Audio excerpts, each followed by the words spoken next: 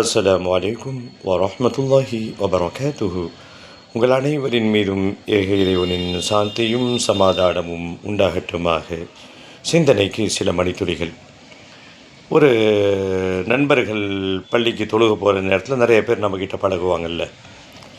அப்போது அந்த தொழுகைக்கு வரக்கூடியவர்களில் ஒருத்தர் ஒரு வீடியோ ஒன்று காமிச்சார். அதில் ஒருத்தர் பேசுகிறார்.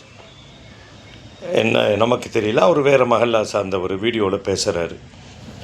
இந்த மாதிரி நான் ஏதேனும் யாருக்கேனும் குற்றம் செய்திருந்தால் என்னை மன்னிச்சிடுங்க, பொருளாதாரத்தை சேதம் ஏற்படுத்தியிருந்தால் மன்னிச்சிடுங்க அப்படின்னு வீடியோவில் பதிவு பண்ணி காமிக்கிறார். இது என்னங்க, ஏன் இதை காமிக்கிறீங்க, யார் இவர் அப்படின்னு கேட்டப்போ அவர் சொன்னார், இவர் நோயால் பாதிக்கப்பட்டு கிட்டத்தட்ட ஒரு ரொம்ப இக்கட்டான ஒரு நிலையில் இருக்கும் பொழுது அவர் திடீர்னு அல்லாஹ்வுடைய பயம் வந்து இந்த மாதிரி பதிவு பண்ணிட்டார். சரி, இப்போ எப்படி இருக்காருன்னு கேட்டேன். அவர் நேற்று மூத்தாயிட்டார் அப்படின்னு சொன்னாங்க.